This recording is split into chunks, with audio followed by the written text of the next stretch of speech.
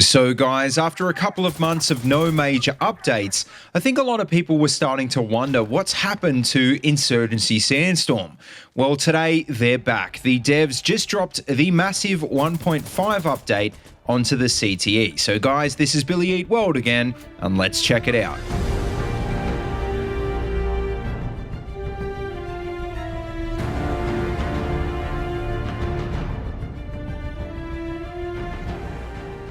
Alright, so to kick off, like I said, the last major update for Sandstorm was actually quite a while ago. It was back at the start of September.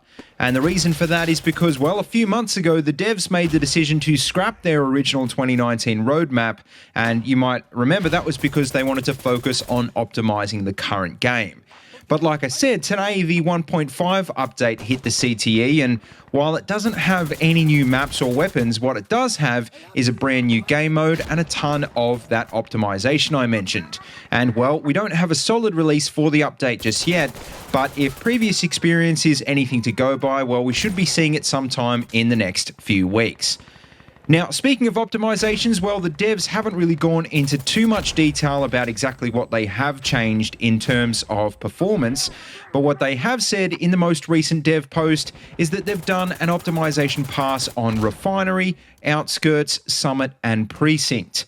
Also, and I'm just going to read this out completely because I don't really know much about UE4, but they've, quote, disabled always tick pose to minimize CPU overhead of character animations which aren't rendered on the screen. So I guess that means we should be seeing less CPU utilization. I'm not really sure. If you know exactly what that means, please feel free to explain it to us all in the comments down below. Alright, so that's the pretty boring stuff out of the way, but what isn't so boring is, like I said, the devs have added in a brand new game mode, Domination, which, I mean, obviously isn't something new. This is the standard 3-flag setup that we've seen 1,000 times before in games like Battlefield and Call of Duty. And funnily enough, that's exactly why they've decided to add it to this game. They were pretty honest about it in the dev post. They're literally targeting COD players who are unhappy with Modern Warfare. And obviously, with the console launch only coming up in a few months, that's going to bring a ton of new players. And this is a more casual, softer entry into the Insurgency franchise. Now, die-hard Insurgency veterans are probably going to be thinking, look, this isn't what Insurgency is about at all. And apparently the devs have thought about that, and that's the reason why it's been added instead of TDM, which people have been requesting, because it's less mindless and objective-based, which is in the spirit of the game. In saying that, though, I do have to admit it is a completely different experience. The spawns are instant, and there's no classes, so you can equip any loadout in the game.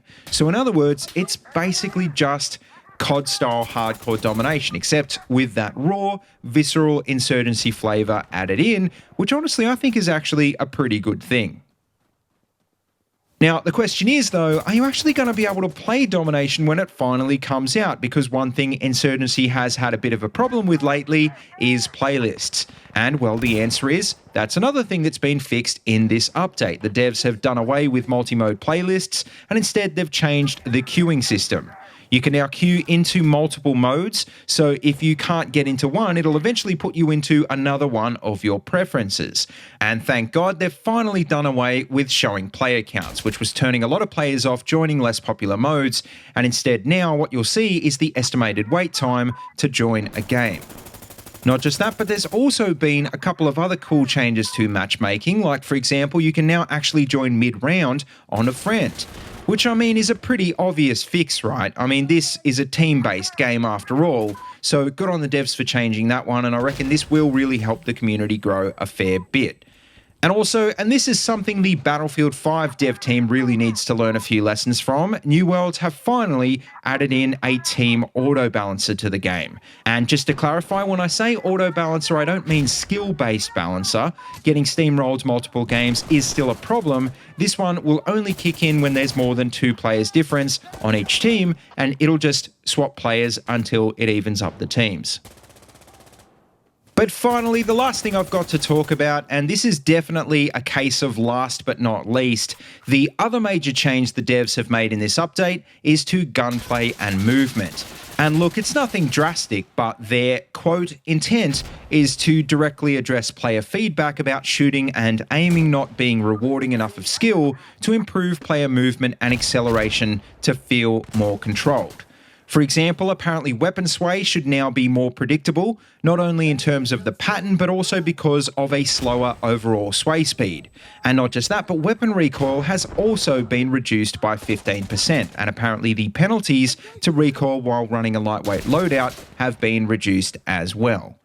Now, one of the most interesting changes, I think, is that the devs have also decided to change how stance affects sway and recoil. Because, I mean, previously you kind of had to take a knee or go prone a lot of the time to take a shot, so maybe you won't have to do that now, which is good news if you're more interested in a run and gun play style. Now, you might be thinking that kind of seems like the devs are making the game more casual, which could be true, but well, another thing they're also lowering is sprint speed by 8%. So look, when this update finally does hit the public servers, yes, I guess you can expect your guns to feel a bit easier to use, but as a trade-off, you'll also be moving around a bit slower as well. But anyway, guys, that just about wraps up this quick update video, and as always, just remember that I can't possibly cover every little change in just this one video, so if you are interested in taking a look at the full patch notes, well, I'll leave them down in the description, or better yet, you can just download the CTE this week and play the update for yourself.